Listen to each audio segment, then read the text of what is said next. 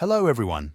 Today, I'll guide you to this tutorial on using Fibery for project management.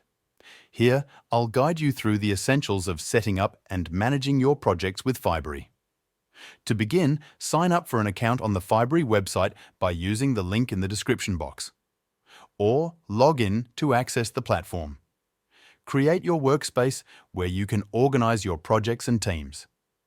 Customize your spaces by adding relevant apps like tasks, boards, or documents to streamline your workflow. Within each space, create entities such as tasks or projects and organize them using different views like lists, boards, or timelines. Assign tasks to team members, set deadlines, and collaborate effectively using mentions and comments.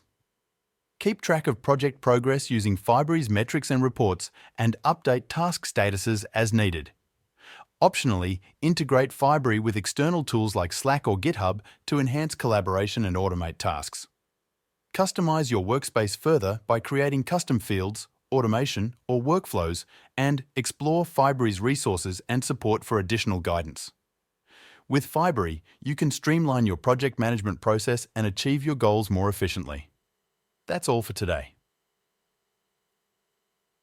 Simply click the link in the description to access the platform. Thank you for watching.